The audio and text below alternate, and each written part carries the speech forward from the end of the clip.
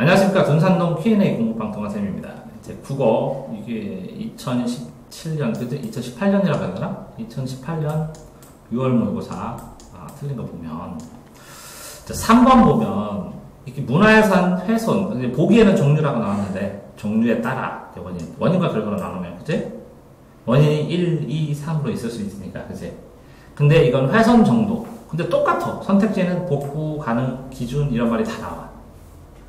그러니까 이 종류는 예를 들어서 무형문화재, 유형문화재 이렇게 두 개 종류를 나눠서 종류라는 단어를 이렇게 두 개로 나눠줬는데 오답 방식에서 이렇게 이 원인이 아닌 다른 원인을 이렇게 써줬다는 거지. 그런 거에 속아갖고 틀렸는데 선택지의 공통점을 먼저 찾아서 이거 찾고 나머지 차이가 뭔가를 해야 이 둘 중에 하나를 고르니까 오류를 줄이지. 특히 보기에는 중심단어를 고르는 건 잘했는데 이 세 개의 중심단에서 최고의 핵심어가 뭔지는 확실히 찾아두는 게 좋겠지. 두 가지 배웠지, 그치? 2번도 보면 10번 보면 걔는 문장 구조가 복잡했어. 어떤 주장이 있고 그걸 근거인데 근거 있고 주장 쓰고 또 반박 쓰고 이렇게 되니까 막 꼬여버렸어. 그럴 때 이 B를 가보니까 연속, 비효율, 만족이라는 단어가 나오는데 1, 2, 3번에는 이거 체험이라든가 그지? 이건 찬성하니까 안 되는 거고, 이거 뭐지? 무슨 상? 응? 그러니까 요 세 개에서 안 나오는 걸 먼저 제꼈지. 대응이 아닌 걸 세 개를 제끼고, 둘 중에 하나를 했더니, 이건 찬성도 가능하다. 그래서 답이 이게 되는 거지, 쉽게. 그럼 결국은, 이 모양새에 나와 있는 어떤 부분에 대한 핵심 단어를 골라놓고, 선택지를 딱딱딱딱 제껴야 되는 거, 복잡한 거는, 선택지에서 핵심 단어로 안 가지니까. 똑같이 선택지에서 단어를 골라놨다면 이거랑 일치, 이 요 세 개 골라놓은 거랑 일치를 시켜서 골라낸다면 요 세 개는 없다는 걸 아니까 과감하게 지우고 나머지를 가지고 풀었으면 빨라지는데 이때 단어를 먼저 한 다음에 내용을 문맥을 보면 좋겠는데 그지? 내용을 문맥을 보면 막 헷갈리기 시작한다는 거지. 어쨌든 국어 같은 경우에는 이 선택지에 있고 이건 제시문, 이렇게 제시문에 있고 선택지에 있는 거 있느냐가 우선순위라는 거지 무조건. 그러니까 내 생각엔 지구가 동그래도 제시문에 선택지가 지구가 네모나다면 그 창의적인 그 생각에 대해서 있는지 없는지만 찾아주는 거라는 거지. 자 다음 보면 여기는 이제 상이어 하이어 할 때 이 상이어가 포괄적이고 그 하이어는 구체적인데 또 요 상이어가 요 심벌즈, 타악기, 부기로 할 때는 이게 또 상이어가 또 구체적이지. 그러면 이게 단계가 있다는 거지, 그지? 그 다음에 이 하이어들의 구분 기준이 상이어라는 거고, 이 하이어들의 구분 기준이 상이어라. 그럼 단계야. 근데 보면 상이어가 있고 하이어가 있으면 뭐 여름과 겨울은 반대일 수도 있지만 이걸 계절이라는 기준으로 봤을 때는 상이어가 계절이라는 기준으로 봤을 때는 이 네 개가 되기 때문에 반대어가 되지 못한다는 거지. 그러니까 이 기준의 특성에 따라서 상이어의 기준의 특성에 따라서 상이어와 하이어 관계가 일어난다는 거죠, 그제? 그다음에 요 4번, 13번 같은 경우는 이렇게 집일이 집일로 이렇게 원래 집일, 그제? 그다음에 이 니은이 영향을 붙여서 미음으로 되는 거 이렇게 단계적으로 보는데 집일 써놓고 바로 이렇게 써버리니까 어렵다는 거죠, 그지? 근데 이제 본인은 교체는 A가 B가 되는데 이거 기억이 이응으로 됐으면 숫자는 변하지 않는데 그 숫자 교체 숫자 변동하는 걸 착각을 해갖고 하나가 빠졌으니까 빠졌다고 생각을 하고 그지? 그 다음에 하나 더 들어온 거는 어떻게 할까 하다가 그냥 제외하고 이응이니까 이응은 자리값만 차지하지 않나 이런 생각을 할 수도 있어서 빈자리 아니야? 이런 생각으로 착각을 했을 가능성이 커. 그래서 숫자 계산을 못했다는 거죠. 그지? 자, 이거는 이제 배경식이 어느 정도 있지 않으면 싸그리 다 읽어야 되는데, 이황은 원리론자고, 그죠? 나누어지고, 이 길을 명확하게 나누고, 이는 통합론자, 이론론자. 그래서 1도야, 1도. 이기 후바디.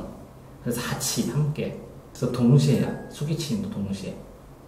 어떻게 보면, 소크라테스, 플라톤, 아리스토텔레스, 알렉산더에서 이황은 이제 소크라테스는 학문이란 무엇인가 너 자신을 알라. 플라톤은 학문은 이데아와 현상으로 두 개로 딱 구성되어 있다.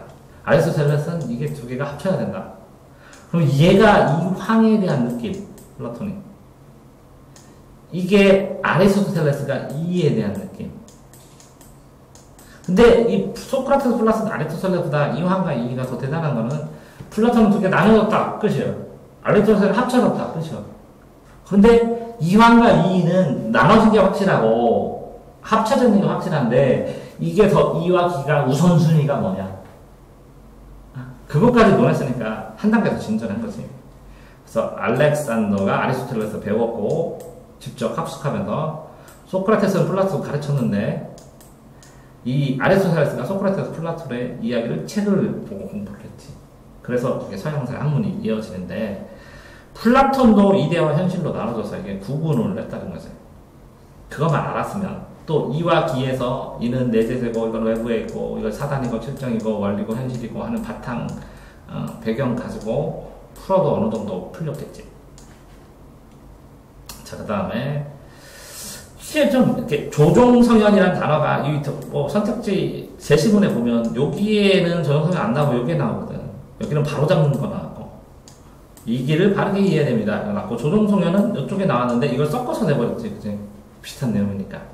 근데 악용하는 거는 악랄하게 사용하니까 바로 잡는 거고 조종성현은 고치자는 거, 바로 잡는 거, 악용하지 말자 하는 거랑 바르게 쓰자. 이 말대로 쓰자. 이 말대로 이해하자는 거다. 왜? 이도 성략자라는 거지. 성선설을 받들고 성선설.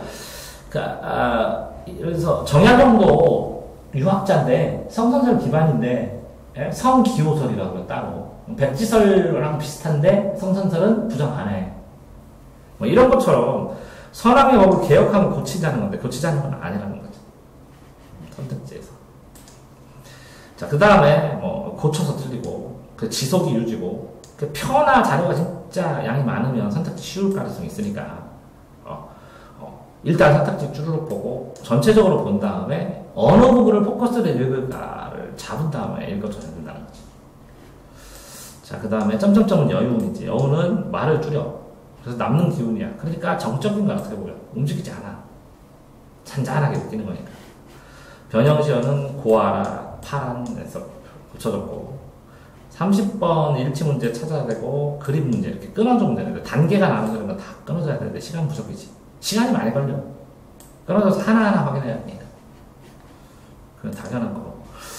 9번 적성적 줄거리, 중력 줄거리 꼭 읽어야 되거든. 근데 이제 본인이 정작 틀린 것은 개신들 가정인데 개시가라고 착각을 해버렸다는 거지. 왜 그러냐면 이 전체주에서 요 부분은 어디에 있는 어느 시공간이 어디에서 뭐 여기는 시공간이 뭐에서 뭐 시공간이 뭐에서 뭐 이렇게 흐름을 익히면 당연히 지금 여기 부모가 없어야 된다는 걸 알게 되는데 세부적으로 부분적으로만 생각했다는 거지. 특히 이것도 그래. 요점 정리 쓰고 대화 있고 산, 그지? 요점 정리 있고 대화를 썼는데 이 흐름으로 보다 보면 이 요점 정리 이 특색이 참 특이하다. 그러면 이제 4번으로 쓸 수 있는데 그 다음에 나라는 게 있으면 이것부터 붙여야 돼. 내가 있느냐 없느냐에 따라서 1인칭이냐 3인칭이냐를 나누니까 그지? 결국은 이렇게 아까 이 네모칸 친 그 흐름 바뀐 것도 보면 요 네모칸 친거의 앞부분 왜 퍼즐이 있으면 요게 또 중요하지만 이 퍼즐 앞뒤가 중요하잖아. 그러니까 이거를 세 개의 연속선상에서 판단하면 쉽게 답을 구하는데 특히 그러나 읽어줄 수밖에 없잖아. 왜 그러면 흐름이 바로 이어지니까. 그래서 전체 상황 흐름. 자, 그러니까 지금 뭐냐면 세부적으로 문제를 풀려고 막 매몰되다 보니까 흐름을 파악하는 게 지금 조금 전체 감이. 그러니까 무슨 얘기냐면 이거 잘 보고 싶어갖고 막 샅샅이 읽었다는 거야. 욕심 안 내고 전체를 보면서 전체 주제나 흐름. 주제라고 하기에는 뭐라고. 전체 상황, 육하원칙의 상황. 상황 흐름이 전체고 이 상황을 줄거리로 만들고 대략의 줄거리를 알게 되면 그걸 주제라고 하는 거야. 그래서 주제에서 출발해서 주제로 끝나가는 것은 대략의 육하원칙의 상황을 대략 안하는 거야. 섬세한 거는 이 주제가 다 끝난 다음에 선택지를 골라놓고 그 다음에 선택지에서 제시문과 비교했더니 이 주제랑 비교했더니 아닌 거를 제끼고 나머지 남은 두 개를 비교를 하는 거야. 국어가 전체 풀이 방법이. 근데 하나하나 열심히 봤다고 이번에. 좀 웃기지. 열심히 봤다고 뭐라고 하는 게 어려워. 숲을 보느냐 나무를 보느냐. 이 타이밍이. 그럼 재수생들도 그렇게 얘기해. 작년에 그렇게 얘기를 해도, 이거 뭐 어떻게 하는지 모르겠다 그러는데 매일 거의 1회씩 풀어갖고 두 달에 60회를 푸니까 어떻게 푸는지 알겠대. 감히. 근데 말로 표현하는 거야.